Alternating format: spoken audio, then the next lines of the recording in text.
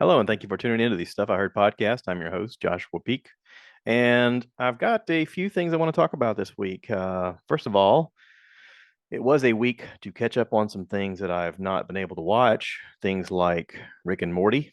Rick and Morty is an animated show that's originally on Adult Swim, which I think is through Comedy Network.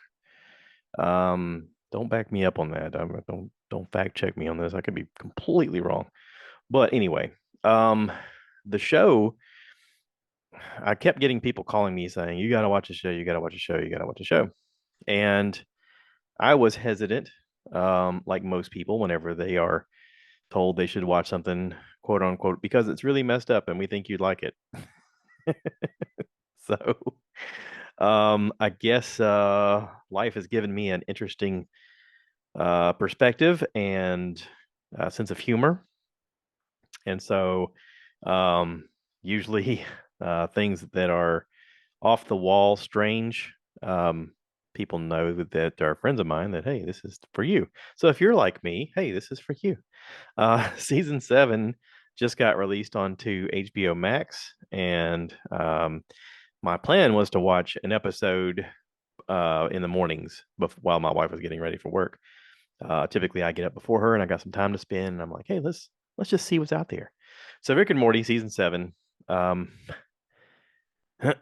just became available, and so this was my plan. I'm going to watch an episode, and that quickly turned into two episodes because when you're watching it um, with no commercials and you're just watching it play out, the episodes are around 30 minutes when it's on TV because you have commercials, but you've also got intro stuff and you got outro stuff, and when you skip all that, then you're only about 22 minutes worth of show.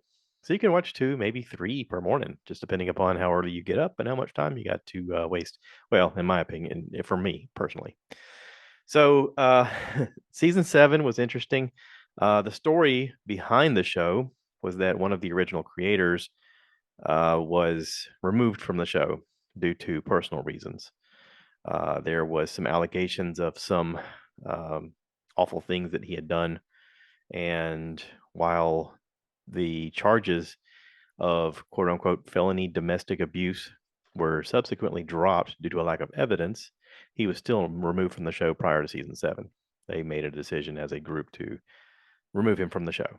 Um, so replacing him is kind of difficult, especially when you're looking at an animated show, because he was a voice of many people. So they did a search, they found people to replace him, and it moved on from there. Now, I watched this season and I couldn't really pick up on a difference in the voices, but also I'm not like an aficionado trying to pick out the differences. I'm not looking at a scale going, oh, no, no, he rolls his R's here and he does, I'm not one of those people. Um, I really like the show for what it is, which is really, really odd. I'll give you an example. There's a character on the show called Mr. Poopy Butthole. I'm not even making that up. He's just a character.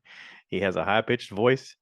And the first episode of season 7 is called How Poopy Got His Poop Back. All the titles are like based on movies or television shows with a spin on the wording. So anyway, this one is supposed to be him. Mr. Poopy Butthole had a relationship go bad. He's living with the Smiths, and he's an alcoholic. And Rick and all of his buddies are also alcoholics, but they're trying to get him cleaned up. So they're taking him to like an intervention, which does not turn out like they planned.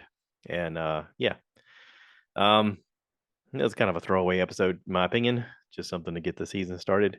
The next was the Jarrick trap. I guess it's supposed to be like the Parent Trap, but this is Jerry is Rick's son-in-law, and they have a disagreement. They decide to Rick decides that he's going to fix the situation by having them swap places, kind of like the Parent Trap.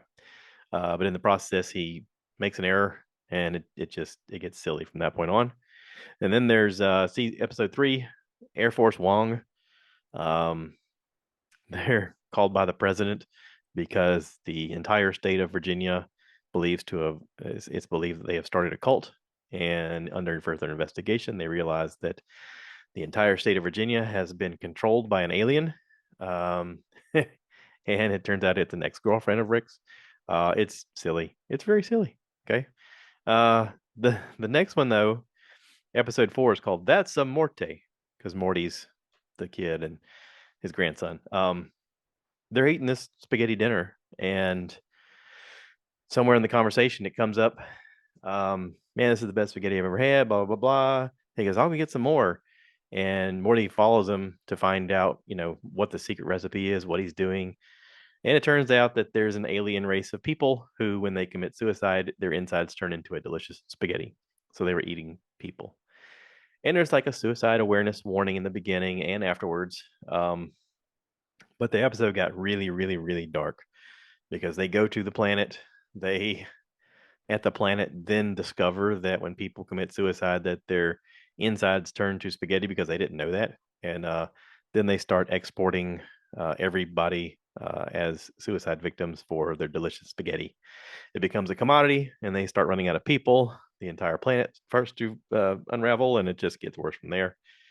um, Rick figures out how to stop it, and it's kind of it's a heart-wrenching episode. As weird and as twisted as the humor is in this episode had a lot of heart, and it really kind of I had to pause once I saw this episode. I had to take a few days and not watch this. I was just like, God. I watched the show and it's a cartoon, and I know it's on Adult Swim. It's for adults. It's got adult content, and man, this episode just kind of kicked me in the junk, and it took me a while to get over this episode. Um, but yeah, started back up, watched a few episodes.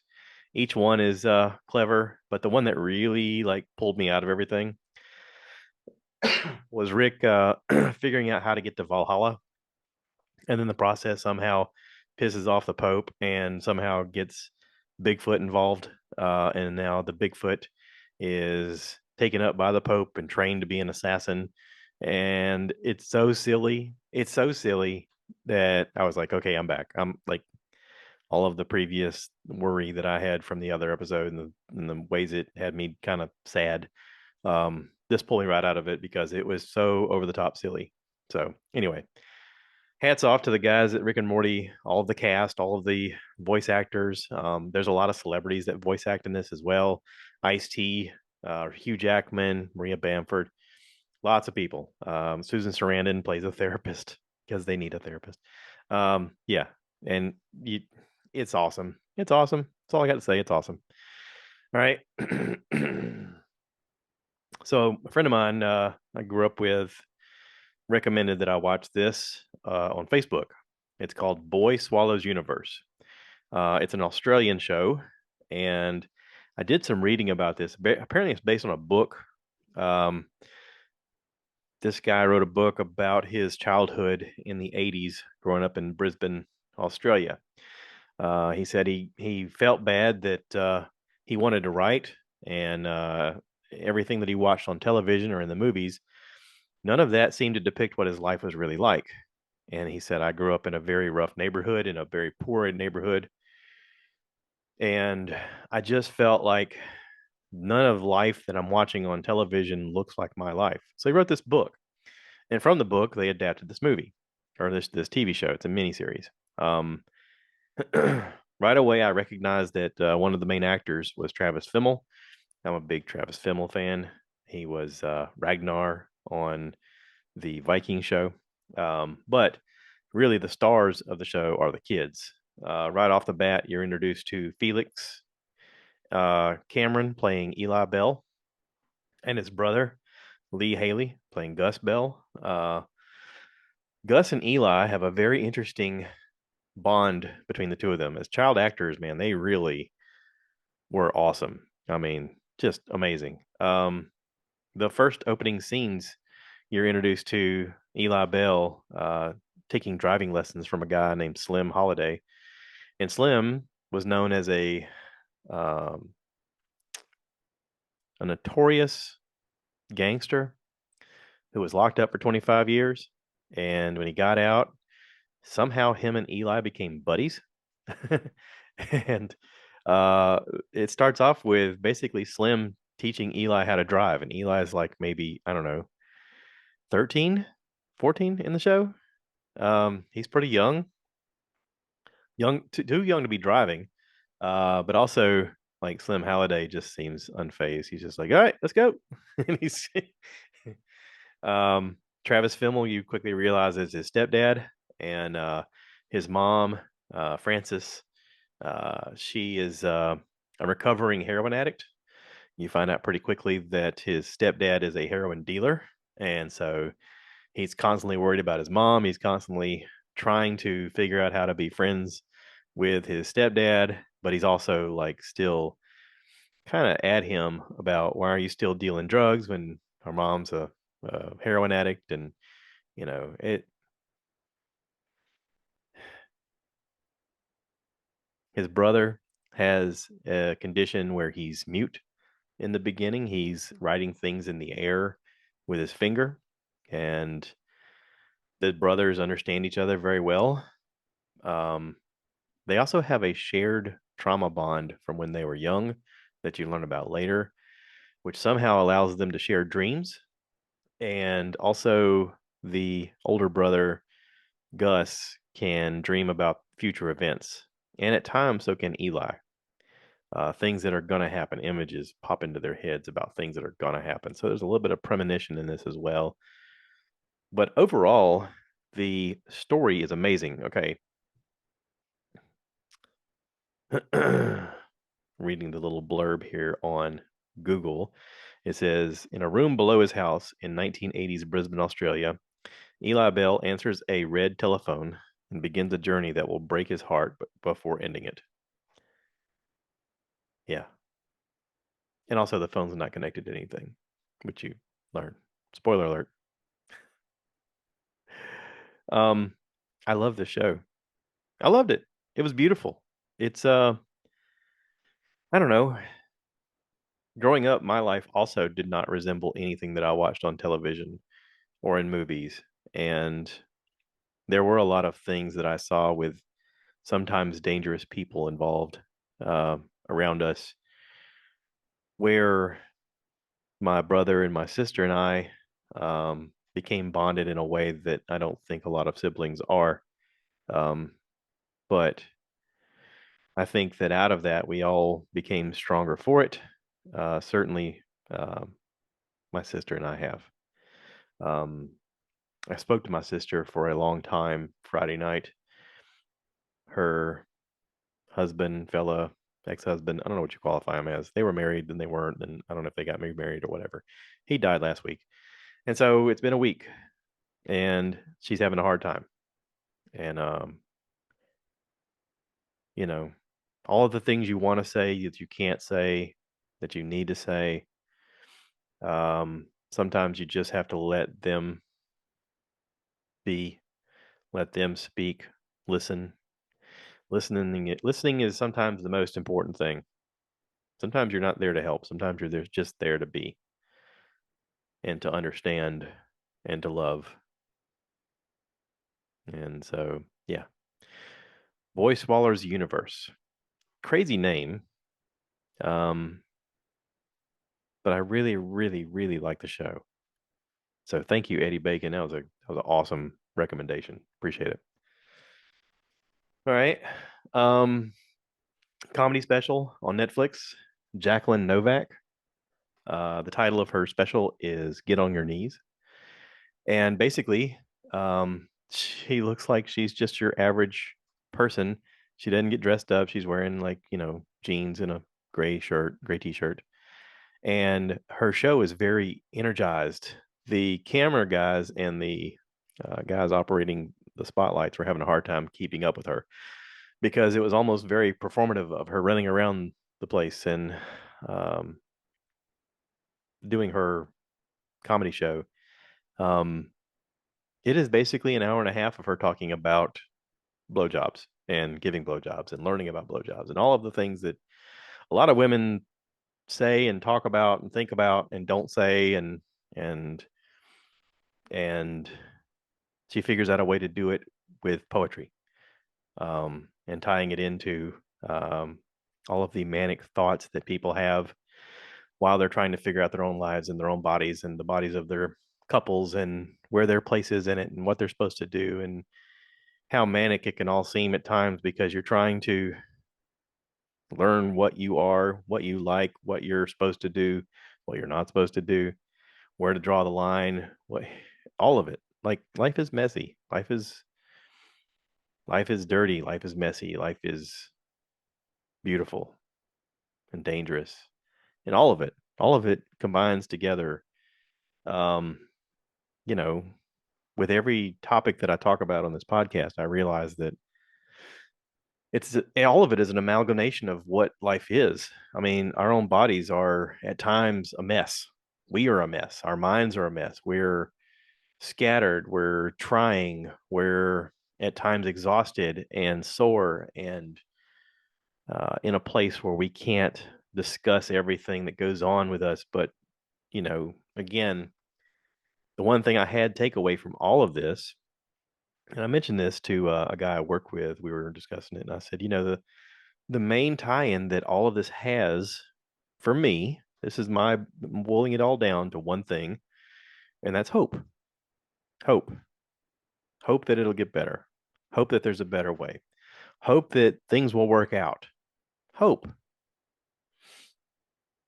In life, if you take it for what it is and you don't have people around you who have positive attitudes and things about them that are going well, you lose hope, right? But with hope, you can accomplish a lot of great things.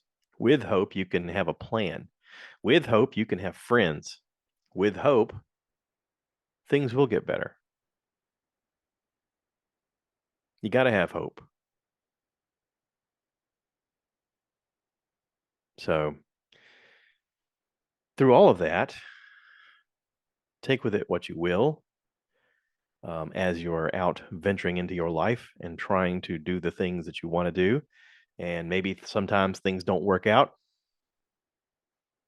Maybe try hope. Maybe look at life from the standpoint of hope. You know, there's a saying that only rich people kill themselves. Why is that? Well, I guess when you're rich and everything is at your disposal, everything seems pointless at a certain point, right? You get wrapped up in your own crap about saving the environment, and oh no, I didn't realize this thing I was doing is actually hurting the environment. I thought I was being an advocate for this thing. I hear that a lot now with podcasts. Listened to Whitney Cummings this past week have a really interesting podcast with Dan Cummins, another comedian who does Time Suck. Then listen to her with Pete Holmes, who has a podcast, You Made It Weird with Pete Holmes. And from it, they discuss the fact that while things are going well for them success wise, they're also wrapped up in a lot of things that life just hands them that just seems overwhelming at times. And, if you're someone who, I'm not going to name names, but let's just say you're having a tough go of things, all you've got is hope. Either a loss of hope or the hope that things will get better. One of the two things. So, if you're the second, the latter, which most of us are, um, just know that other people have hope too. And sometimes, if you phrase it that way with the people that are around you, you'll find a support system. You'll find people around you that call you once in a while and wish you well and ask if you need help and want to help. Sometimes the help is just listening or recommending a weird TV show or whatever it is. So, last night we were invited to an event. I've had Kelvin Durant, Kelvin, Kelvin, not Kevin, not the basketball guy, Kelvin Durant. He is a counselor, owner, operator of a new youth counseling center here in Florence, South Carolina. He's been on the podcast several times, episode 208, 271, and then 349 with my mom. Go check those out. Pretty great. Him and his wife, Karen, just celebrated their 5-year anniversary of a new youth counseling center. 5 years. That's pretty cool. 5 years of helping people, owning your own business, trying to venture out and do it all by yourself. And last night, I didn't realize that I became friends with him at the beginning of his starting his new career with his own place, and how scary and challenging that had to be. And I don't know, we just hit it off as friends, just as people. And I'm so proud of him. I told him last night several times, I'm so proud of what you've done. You've done great. So anyway, shout out to Kelvin and Karen. Um, man, I got a lot of hope for you guys. They're helping people. Kelvin's helping people. And that's what life's all about. So thank you to everybody who listens. Thank you to everybody who subscribed. If you haven't, please give it a chance and give me a little thumbs up, or share this with your friends. Tell them that they need hope. Give them hope. Give them a friendship. Give them a phone call. Tell them you're thinking about them. All of that stuff. And till next time, I always say, cue the cow, baby. Cue the cow. Moo, baby.